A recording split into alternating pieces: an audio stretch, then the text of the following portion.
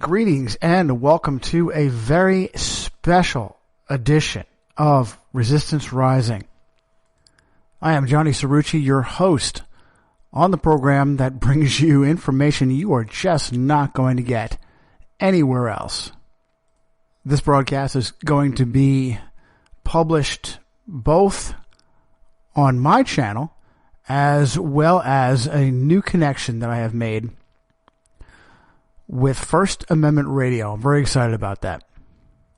I thought I would open this partnership up by doing something my fans have been asking for quite some time.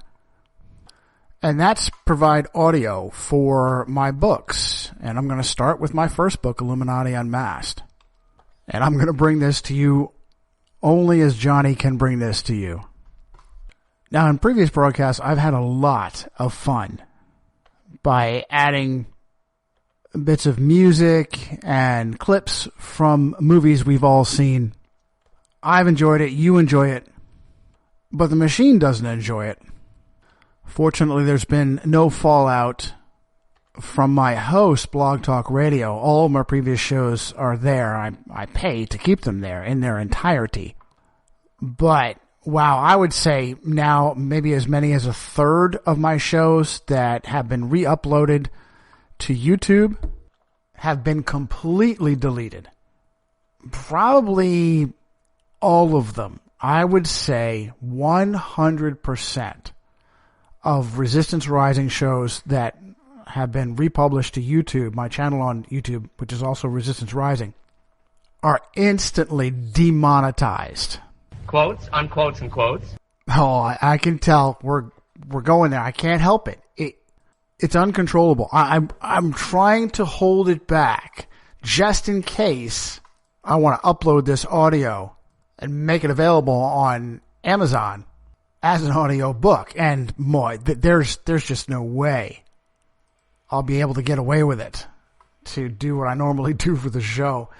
I'm going to try and rein it in. We'll see how it goes.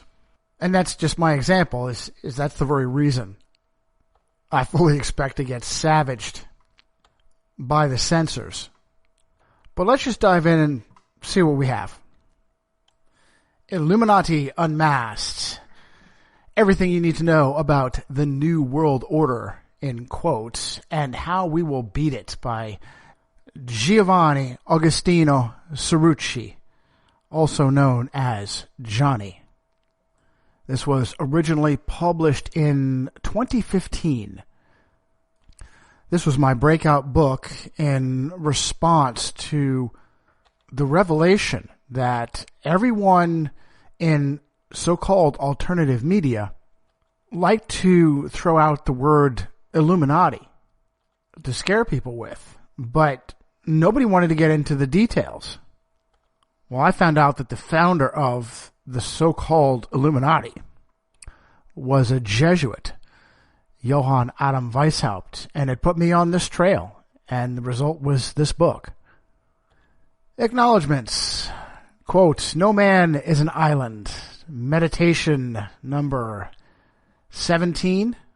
I'm sorry, I'm not good with Roman numerals. Devotions upon emergent occasions. John Donne. There's another winner. I love it when parents rhyme the names of children. This is back in 1624. That's Donne. If there's one thing I've learned, it's that someone can move you or teach you earth-shattering things because they're good at what they do, and may even have great values, yet they are sometimes odd or even abrasive in person. Yeah, I have definitely seen that. I go on, when you need help, rarely do they respond, and rarer still are they helpful. This is even more disturbing when you realize that so many of them are professing Christians. Pause. I'm sure you've had that experience. Someone has moved you, you reach out to them. At best, they ignore you, and at worst, they slam the door on you. I continue. All the more wonderful are those who were responsive and even encouraging. I remember with dear fondness our beloved Patrick Heron, who corresponded with me like I was a friend. I will see you again, Patty. By the way, Patrick Heron has passed. Special thanks to attorney Jesse C. Trenadu for all the help he rendered to me in seeking justice for his brother Ken, murdered by the FBI. On a personal level, I want to thank my mother-in-law and father-in-law for their repeated help in allowing us to pay our bills. This was while I was a fledgling author. Now I've written 4 books and really aren't that much better off. They were there when no one else was. Most of all, I give thanks to my best friend, my wife. At every turn in the struggle to write this book and to keep paying the bills, she was there, helping, encouraging, making it possible. The passion, the anger, the inspiration, the gifts, I credit to the King of Kings, the hardest and the easiest mentor I've ever had. Introduction. America needs answers. Our nation is rushing towards a self-imposed implosion at breakneck speed. Unspeakable treasons and blatant lawlessness prevail, and though it be broadcast on the evening news, no one in power lifts a finger to stop it. Are they all asleep? Clearly, there are men who are privy to the knowledge of who America's real enemies are, yet they remain silent and complicit in her destruction. This implies a conspiracy, a secret compact to destroy America from within. Who has enough influence to infiltrate and control the most powerful intelligence agencies and financial institutions in the world? For surely, that is where power resides. In order to answer these questions, I must take you at breakneck speed across history, with reputable citations shotgunned across these pages to back up assertions that will chill you to the bone. There is indeed a conspiracy, and its source is an ancient hatred for mankind and his best chance at freedom, the United States. Each stop along the way can be researched far beyond what I have done, and many good men and women have already done so. A modest amount of their work can be found in my endnotes. An exhaustive approach to the symptoms is not my desire. My goal is to convince you both of the conspiracy and the identity of the conspirators in the short time that we have, so that you will be prepared when the time comes to stamp them out like the serpents they are. Preface. This is not a book where the author bloviates endlessly. It is a collection of news, quotes, and citations from the best sources I could find and put together to prove to you my shocking contention that America has been captured by a malignant foreign entity. Pause. I have to tell you, I have since changed my view. I now believe that America was founded from the beginning to be what she is today, which is a monstrous beast ridden by the great harlot of Babylon. More on that shortly, though. And, before we pick back up again, I take pride in changing my point of view publicly.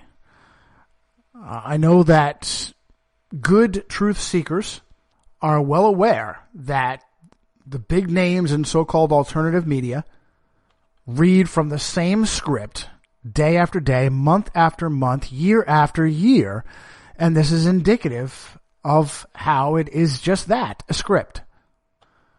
Picking back up at my preface, it may be unlike most anything you've ever read before in content and format, and I dare say that it is. As the saying goes, opinions are like, bodily orifices. Instead of my opinion, I have a direction that I want to go, and I let other people, whom you likely respect, take you there. By the end of this book, I hope to prove to you beyond a shadow of a doubt exactly who that entity is, as well as give you the roadmap for how we will beat them, and we will. If you wish to follow any of my leads, and that is why I wrote this book, I've made it as easy for you as possible. Even if a news source has been taken down, I have given you the information that can take you to wherever that same story has been archived, if it has. My original manuscript I wrote to myself, rife with sarcasm and cynicism. I have labored through some 6 different rewrites since then. I have left some of the original sarcasm in the copious endnotes as a treat for anyone courageous enough to follow those leads. Being human, I'm sure I've made a mistake or two, but I doubt it. I've noticed that if I was able to quote a book by finding a digital copy, often the pages in the digital version do not match up with the original. Please keep that in mind if you find page references are incorrect. Most of all, this book is designed to not only educate the reader, but give them the tools to prove what I have written for themselves. If there are citations that lead to a broken link or a dead end, I've done what I can to leave enough clues to find other locations where that particular item may still hang resident or have been reposted. Fasten your seatbelts and put your seat backs and tray tables in their upright positions. Chapter 1. America is a captured operation. Pause. And if Johnny were to write a second edition of Illuminati Unmasked, which he does not have the time to do, he would radically alter this portion. But let's see what I have. America is on the verge of collapse. Inexplicably, the United States is under a coordinated assault of unprecedented ferocity from her own institutions. At every level of government, individuals and groups are making decisions and enacting policies that are causing America great harm, and they do so with impunity. Patriotic citizens are seeing organizations who have claimed to be on their side repeatedly betraying them, adding aid and comfort to the very forces destroying the United States from within. Their news media refuses to report these critical issues, and individual journalists who do are dealt with in ways that echo the harsh methodologies of a banana republic. The IRS has targeted political enemies for persecution and prosecution. When queried by Congressional Committee about correspondence between conspirators, IRS Director of Exempt Organizations Lois Lerner said they, quote, lost the emails, and then said they lost some more. Government agencies use online backup services, such as the one the IRS had via companies like Sonasoft, but the IRS further claimed that their backup service was canceled before they could have helped track down the criminal behavior. When asked about resident files on individual computer hard drives, legislators were told that these hard drives had all crashed. A pause. So far, we've got at least 4 different citations. I'm not going to tell you out loud that there are citations. If there's anything interesting, you'll have to get a copy of the book, track down the citation, and find it. But trust me, I've got a citation, at least one a paragraph, very often much more than that. Continuing on, the most shocking aspect of the entire scandal has been the fact that it was bold, open lawlessness by a Democrat administration, and there have been no substantive consequences levied by the Republican Party, the so-called opposition party. During the 2008 presidential election, armed black men from the New Black Panthers, a racist organization akin to the KKK, dressed in paramilitary garb, intimidated voters at a polling location. Charges were brought and ignored. As further action was about to be taken, the entire case was dismissed by Justice Department officials.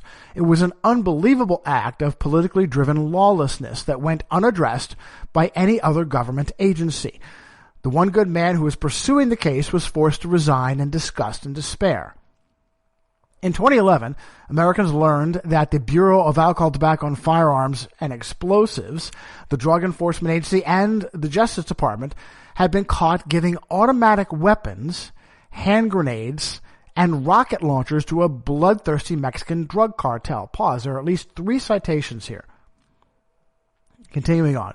The rationale they used was that they were conducting a, quote, sting to track where the fully functioning weapons ended up, but when queried further, admitted that there was no specific tracking method or technology that was used, and assault weapons, 50 caliber sniper rifles, and explosives were all, quote, lost. Once again, I have a citation for that. Those same weapons soon started showing up as the cause of carnage on both sides of the border. A Romanian AK-47, a true, quote, assault rifle that was fully automatic, was found after a massive shootout that claimed the life of a Mexican beauty queen, Maria Susana Flores Gamez, in Gamashil, Mexico. How is the United States able to deal in automatic Romanian assault weapons in the first place? Chihuahua City lawyer Mario Gonzalez Rodriguez was found in a shallow grave after being forced to conduct an Al-Qaeda-style confession video. 2 more Operation Fast and Furious AK-47s were found after a shootout with cartel members nearby. During another firefight, a federal police helicopter was downed, injuring the 2 crew members, and a massive cache of weapons was found. Many of them were Fast and Furious weapons. The name of the cartel, the Caballeros Templarios, the Knights Templar, speaks to an eerie higher power behind the drug ring. Why would a Mexican drug cartel, why would Mexican drug lords make such an association? More Fast and Furious weapons were found at the scene of the attempted assassination of Tijuana Municipal Secretary of Public Safety, Julian Leazola. Hostotipaquilo, Mexico Police Chief Luis Rosales Astorga was murdered with a Fast and Furious sniper rifle. Perhaps worst of all are the American deaths, at least the ones we know of. To date, Border Patrol Agent Brian Terry, along with Immigration and Customs Enforcement Special Agent Jaime Zapata, have both fallen to Fast and Furious weapons. When the son of a Sinaloa drug cartel leader, Ismael El Mayo Zambada, Jesus Vicente Zambada Nibela, was arrested by Drug Enforcement Agency officials in Chicago, it was disclosed that he, his family, and the entire Sinaloa drug cartel were on the U.S. government payroll. As long as they delivered information on rival gangs, they were free to distribute narcotics throughout America and receive deadly weapons in return. Even more incredulous, Department of Justice officials knowingly conducted these operations with the ulterior motive of exploiting the bloodshed and chaos with new, stricter gun control legislation in the United States. A single reporter, Cheryl Atkinson, covered the story, and she was immediately isolated. She was refused admittance to press conferences, and both her work and personal computers were hacked, so that important information could be wiped and classified documents planted that could have been used to prosecute her. Atkinson realized both CBS and the Obama administration were behind the tactics, and she resigned as a result. The president of Mexico, Felipe Calderon, took to the floor of the United States Congress to implore legislators to reenact the Clinton-Feinstein assault weapons ban. Many saw this as an overtly subversive act, but one that was likely coordinated by American insiders. United States citizens got no help from the Republican Party.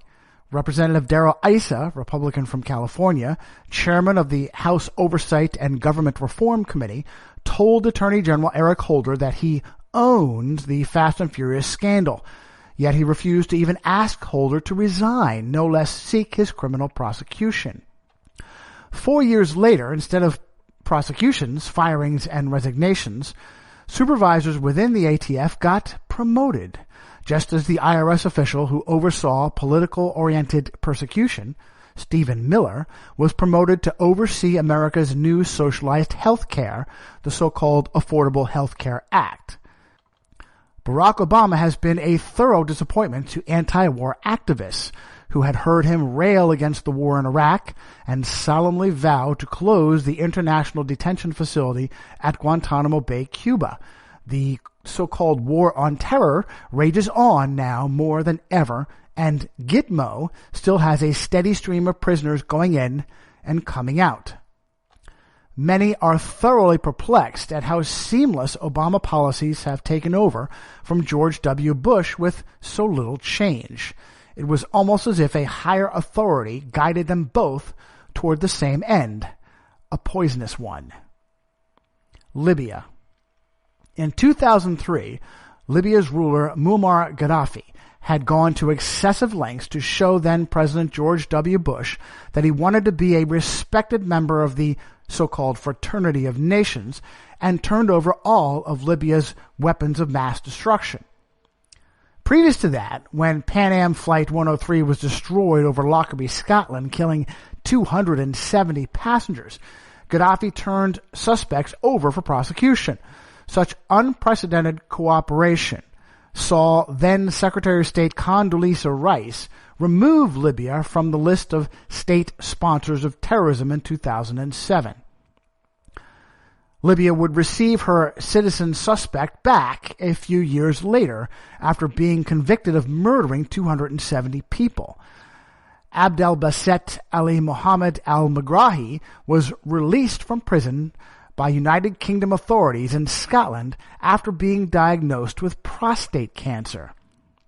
It was disclosed that al-Megrahi had $4 million in a Swiss bank account, which suspiciously spoke of having very powerful backing.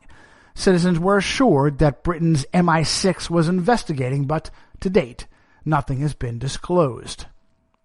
Even more suspicious, it was later disclosed that Britain's most notorious Muslim hate preacher, Abu Hamza, was on the MI5 payroll. Were Western nations actively courting radical Islamists to destabilize their own countries?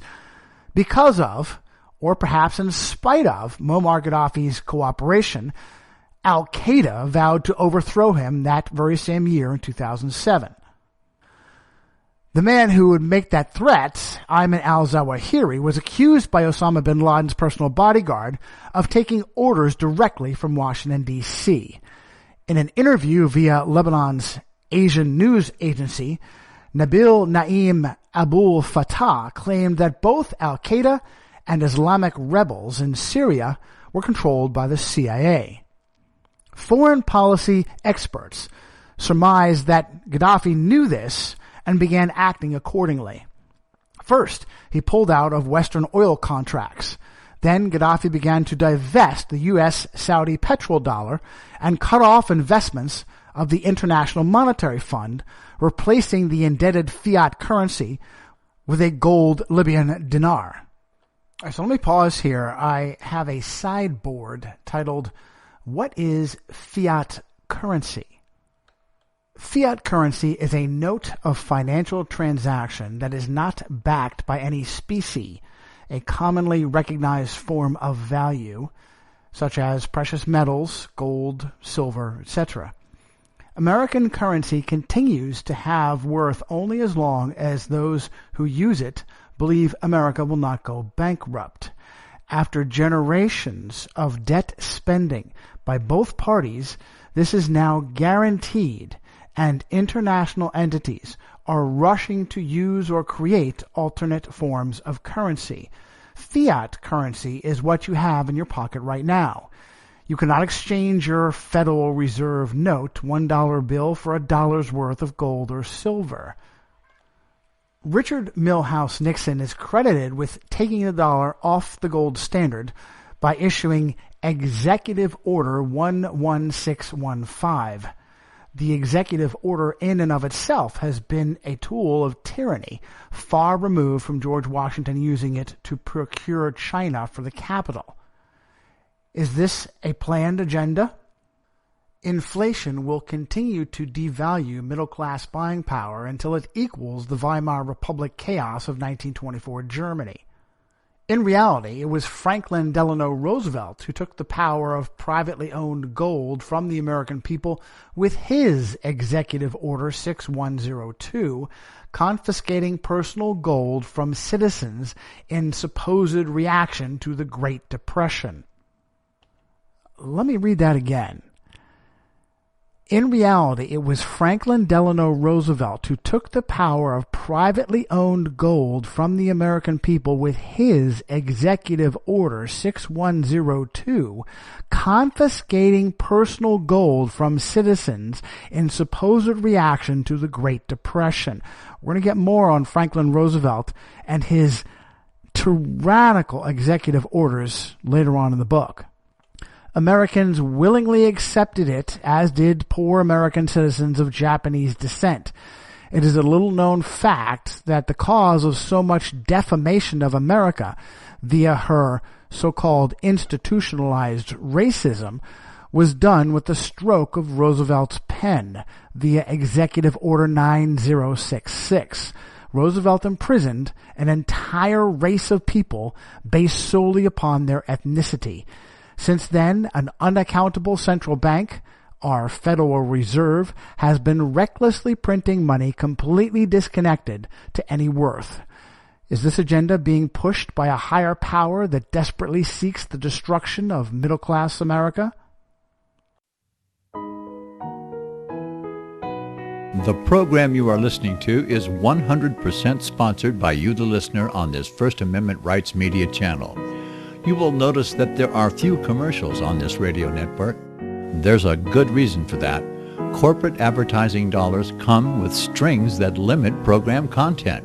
So without your help, these programs cannot continue on satellite, internet, or our several affiliates. If you benefit by the educational law programs, we ask you to give. If you are admonished or nurtured by the Bible and ministry programs, we ask you to give.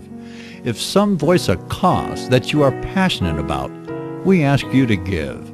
If you believe in any of these, we ask you to support them as you would a missionary on a continual basis, as if giving a tithe for missionary radio. These programs are not commercially viable and must be supported by those faithful to the cause of truth. Look for the button to sponsor your favorite programs at our listen and schedule pages on the internet. We will also give you unlimited archive access to all of our programs. We're asking you to give much less than a tithe so that you may also send support directly to a particular program host, cause, and anywhere else the Spirit may lead you. Do all to the glory of our God and Creator, for His holy nation, the only kingdom that will last forever. Thank you for listening. Back to page 5 in the main text. Gaddafi then utilized his nation's wealth to create irrigation that had been termed the eighth wonder of the world. This was the beginning of the end. In February of 2011, Barack Obama initiated military action in Libya without a formal declaration. The conflict endured for 8 months and culminated in a vicious public torture and execution of Muammar Gaddafi. An immediate and key target of NATO bombing runs was Libya's man-made river. A handful of representatives gave easily defeated resistance. A lawsuit led by Dennis Kucinich, Democrat from Ohio, and Walter Jones, Republican of North Carolina, tried to stop Obama on a clear violation of the War Powers Act. Unbelievably, Judge Reggie Walton ruled they had no standing and threw it out. Later, Congressman Ron Paul, Republican of Texas, would join Kucinich in calling for Obama's impeachment, but the efforts immediately stalled. All key leaders inside the Republican Party fully support both Barack Obama and his policies. Not only did the upstarts have no allies in Congress, the Republicans sent out a coalition of familiar names to celebrate what the Obama administration had done. United States Senators Mark Kirk, Republican from Illinois, Lindsey Graham, Republican from South Carolina, Mark Rubio, Republican from Florida, and John McCain, Republican from Arizona, ran to get a quick photo op with Islamists who were pulling Christians from their homes and committing atrocities on them and their families. Multiple citations in that paragraph. Then Secretary of State Hillary Clinton was asked about her reaction to the destabilizing of Libya and execution of that nation's sovereign. Her response was completely disconnected from reality and compassion. She stated, "We came, we saw, he died." Clinton herself had had an inexplicable and meteoric rise to power with no political experience. She became a United States Senator representing a state she never lived in, New York. Clinton's past is a sordid one. She personally ruined the lives of women who accused Bill Clinton of sexual harassment and rape. She would be given access to FBI dossiers on key Republican political enemies to be used for blackmail. Today, she is shadowed by an assistant who is almost certainly an agent of the Muslim Brotherhood, Huma Abedin. Is there something to be learned from Clinton's sociopath response to Muammar Gaddafi's death? It was Roman conqueror Julius Caesar who wrote to the Senate after defeating Pharnaces II, Veni Vidi Vici, I came, I saw, I conquered. Was she acting on behalf of today's Roman authority? All roads lead to Rome.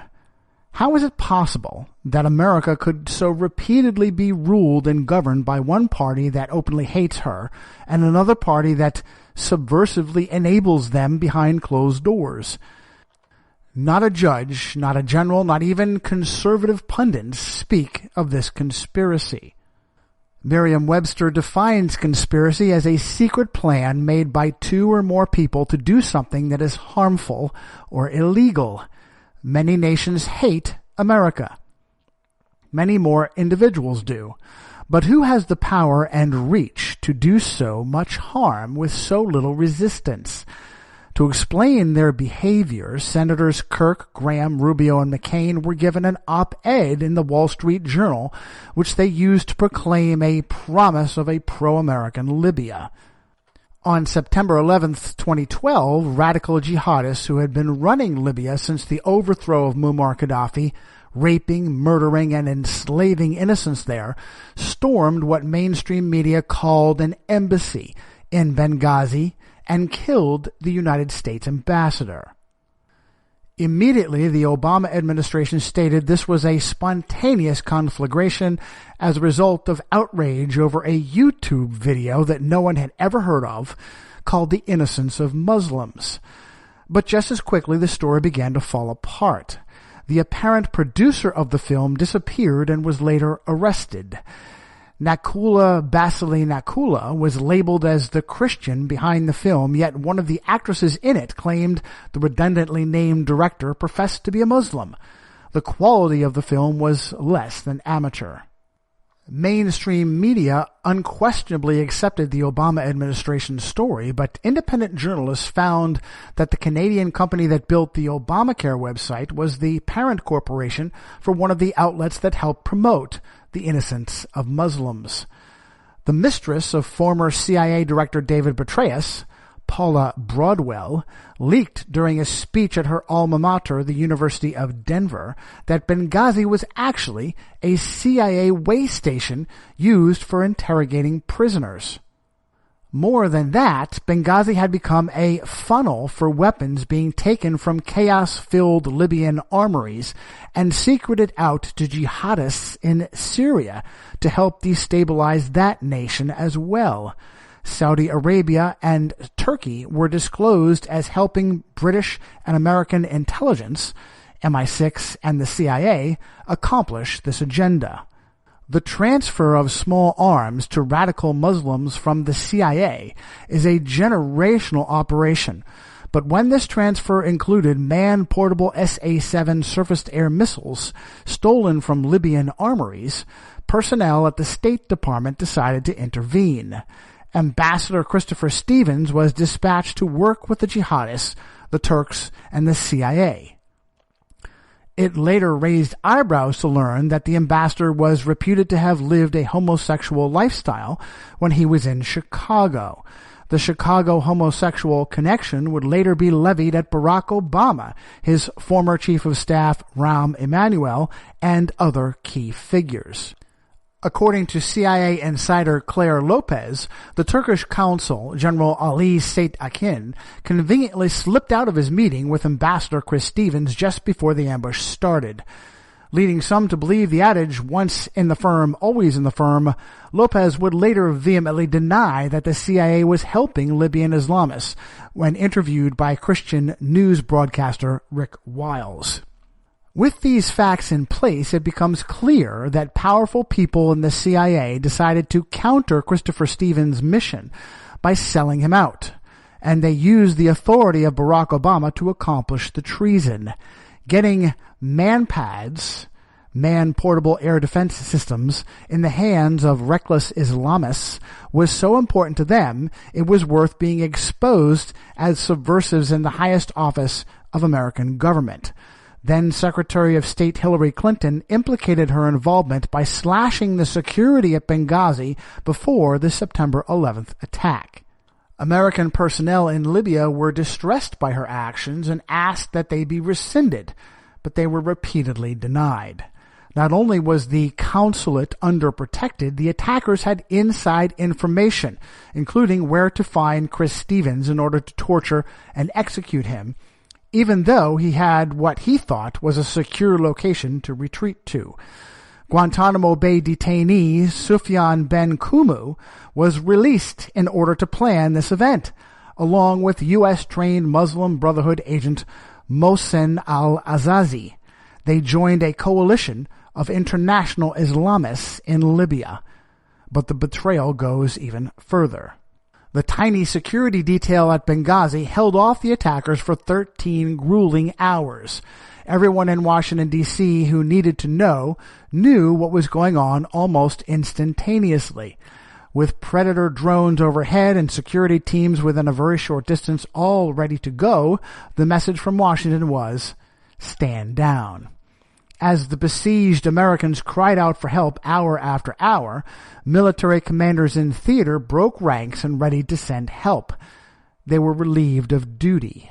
AFRICOM Commanding Officer General Carter Ham and the Theater Carrier Task Force Commander Admiral Charles M. Guyot were both fired from their commands, and investigative journalist Dave Hodges says at least Ham for sure was arrested by a CIA mole, his executive officer. Such a CIA-planted executive officer would have had some difficulty trying to arrest George Patton, who kept a Model 51 Remington 380 tucked in his belt at all times, or to stop him from rescuing Americans besieged at Bastogne. Patton would later be assassinated by the OSS because of his patriotism and indomitable leadership. How can American intelligence be run by such poisonous power and remain unopposed? How can Barack Obama's aberrant lifestyle be completely covered up? As weak as the resistance from those two flag officers was, it was enough to cause fear in the Obama administration, and a massive purge has been initiated by Obama's Iranian-born senior advisor, Valerie Jarrett.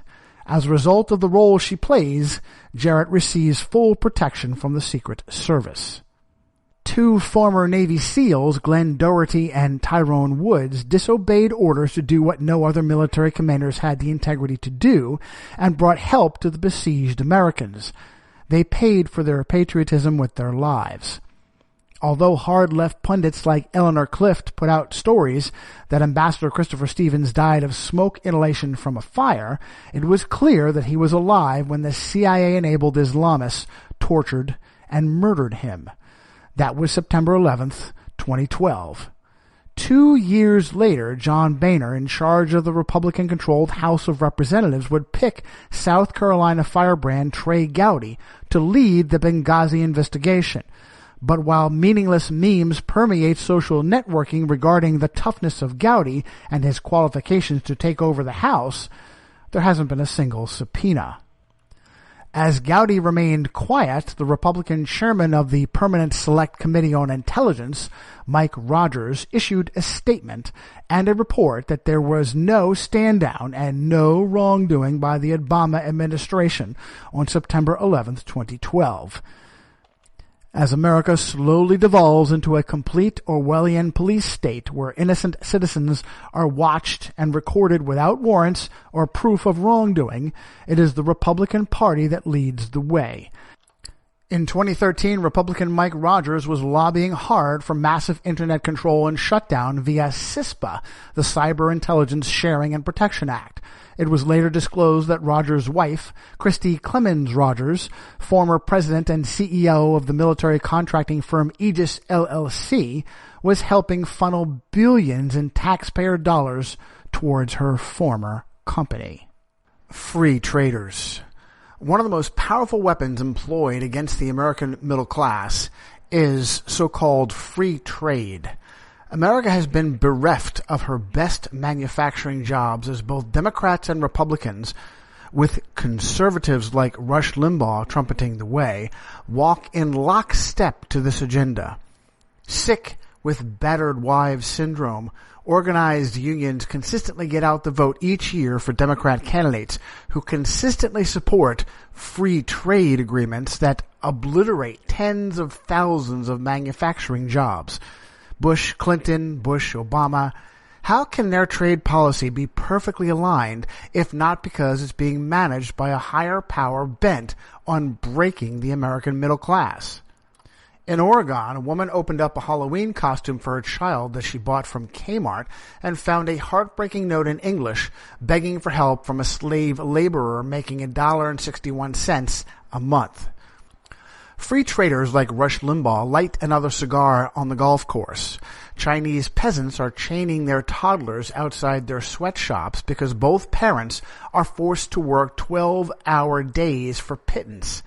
Limbaugh's dutiful acceptance of both Barack Obama's constitutional eligibility and the government narrative of the bin Laden execution have perplexed fans. The Apple factory in China forces their communist peasants to work 24-hour shifts while being exposed to a toxic environment. Conditions are so bad, workers are jumping off roofs to commit suicide. Nets were installed to save them and send them back to their workstations. The founder of Apple, Steve Jobs, was an excellent example of the modern taskmaster. Jobs drove his $250,000 Mercedes without license plates and parked it in handicap spots. Steve Jobs, dead at 56 of pancreatic cancer. Free borders.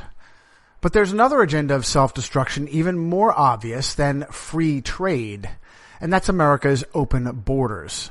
The purposeful mismatching of disparate peoples has been a method of control by the elite over the masses for thousands of years. Samaritans were maligned by ancient Hebrews because, after an Israeli civil war, the nation of Assyria later conquered the northern kingdom of Israel. The southern kingdom was known as Judah. Those conquered Jews were forcibly mixed with pagans that were brought in from as far as Babylon. And this is a reference to the Bible, 2 Kings chapter 17, verse 24. Their capital, Samaria, became synonymous with their new religion, a syncretistic mix of Judaism and paganism, much as Rome mixes Christianity and paganism. This forced intermingling, however, has met some resistance. In Italy, tens of thousands of citizens marched in protest of a massive forced influx of immigrants, mostly illegal, into their nation, bringing disease, terror risk, and a destruction of their culture and national identity. In Britain, roving gangs of Muslim men are raping and enslaving white teenagers at will, with no response from law enforcement. Inexplicably, the reason some agencies have given for their refusal to rein in the chaos and outrage is that they didn't want to be accused of racism. America is one of the only nations in the world who has left her borders wide open to pandemic disease, Islamic jihad, and weapons of mass destruction. Megacorporations and governments at all levels kowtow to Spanish-speaking aliens to ensure they have no need to assimilate. While illegal drunk drivers are slaughtering Americans by the bushel, when they are exposed to the government, they receive perks to go out and kill again. The reason for this agenda is to destabilize America and destroy her national identity, and it's working. In Sacramento, California, a tattoo-ridden alien and his wife killed 2 sheriff's deputies. Luis Enrique Monroe Barcamonte had already been deported for possession and distribution of narcotics once before. He had returned and was using a different name.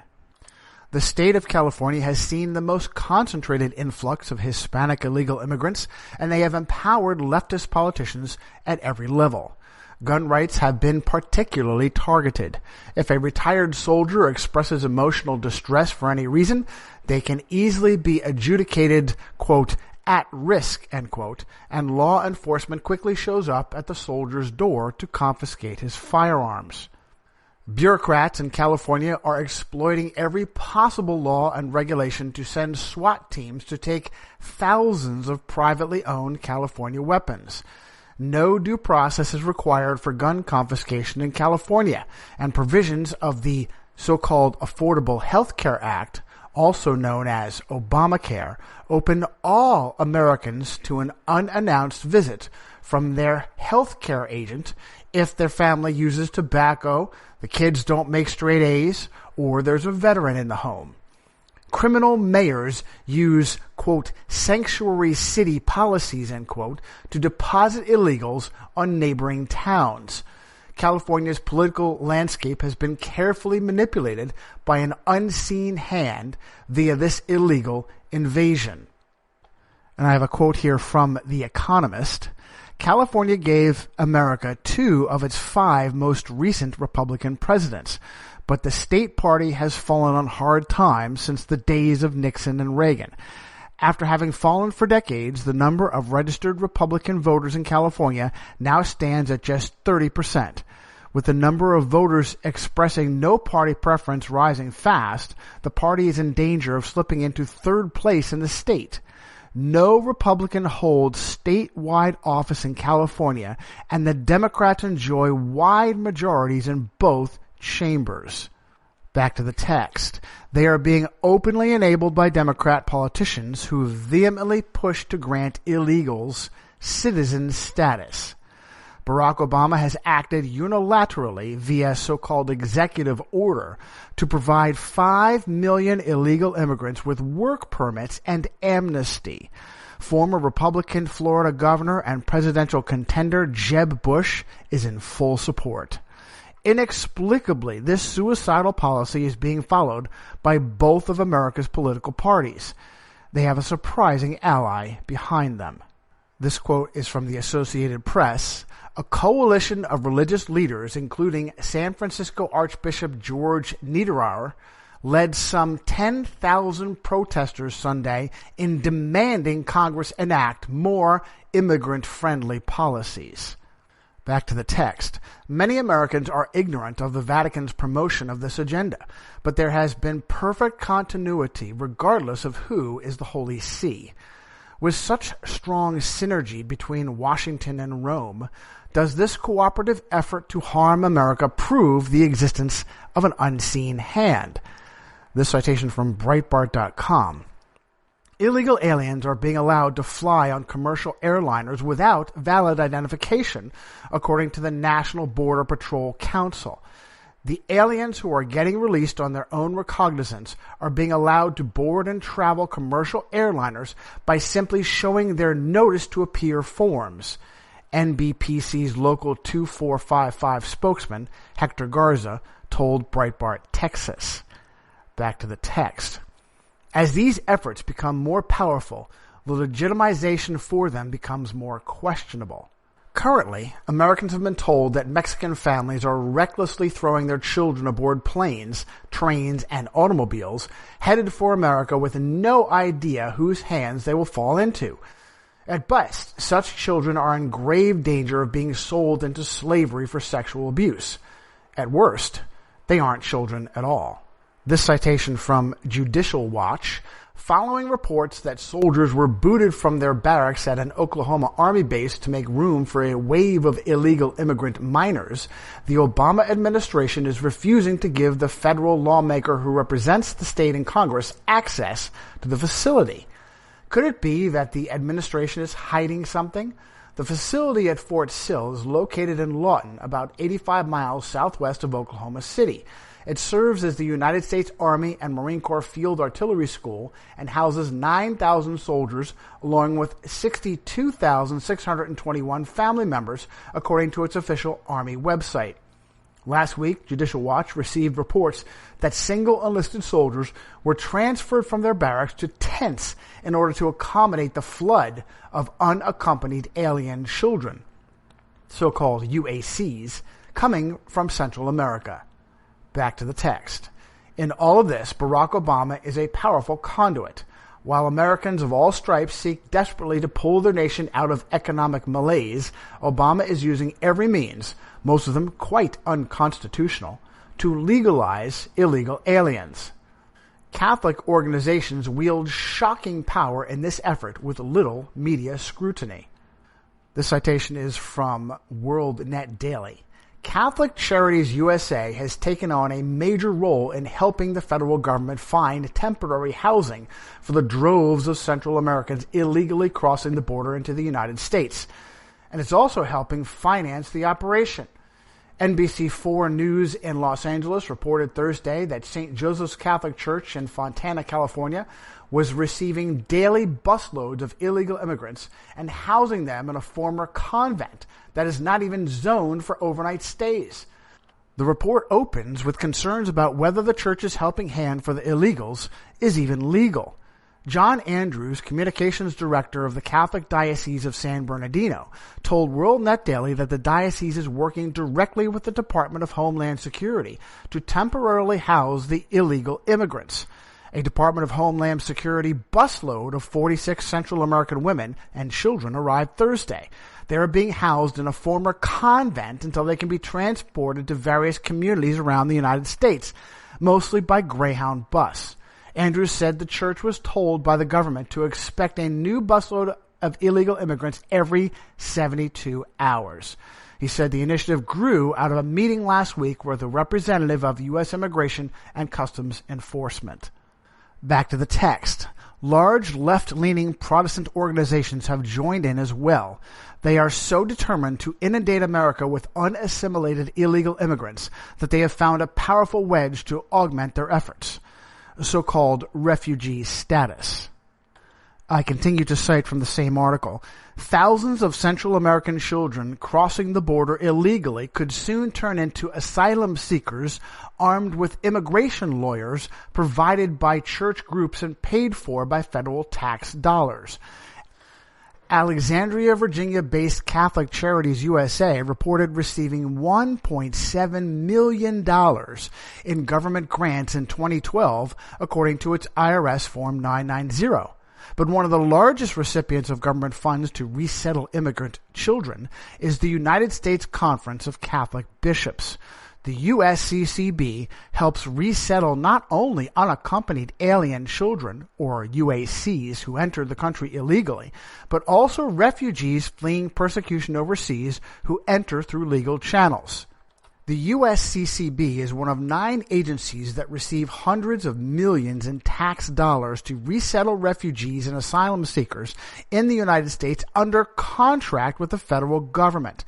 6 of the 9 contractors are religious groups, WorldNet Daily has learned, including the Lutheran Immigration and Refugee Service, Episcopal Migration Ministries, the Hebrew Immigrant Aid Society, the Church World Service, and World Relief Corps, which includes a plethora of evangelical groups.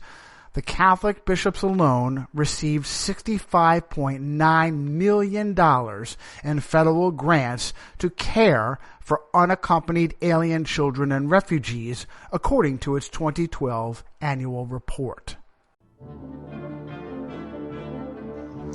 Visit crosstheborder.org, CROSS, crosstheborder.org, to get your print, EPUB, or PDF version of Nicholas Arthur's new book titled When the Third Temple is Built. That's crosstheborder.org. When it comes to prophecy today, much of the evangelical Christian world has their eyes on Israel, waiting and watching to see when the third temple will begin to be built. The plans are drawn. The Jewish people are eager. Most evangelical Christians today believe that the rapture will happen before the third temple is built. Hi, I'm Michael Eugene. I was taught that Daniel's 70th week was in the future. Is that really what the Bible teaches? Have we searched the scriptures and found this to be true?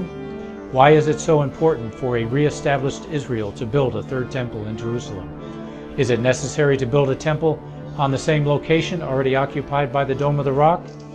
Is it necessary for sacrifices to take place in the temple on Temple Mount? Is there really a rapture followed by 7 years of tribulation? What is the New Testament temple? Can we identify history and prophecy? Who is the first beast in Revelation chapter 13? Who are the 7 kings in Revelation 17? I have asked all these questions, and I have found Nicholas Arthur's new book, When the Third Temple is Built, answers all these questions and more using Scripture to interpret Scripture. The Bible says that no prophecy of Scripture is of any private interpretation. Nicholas shows us in his new book, When the Third Temple is Built, how the Bible interprets prophecy and not man's private interpretation. Visit crosstheborder.org, C-R-O-S-S, crosstheborder.org to get your print, EPUB, or PDF version of Nicholas Arthur's new book titled When the Third Temple is Built.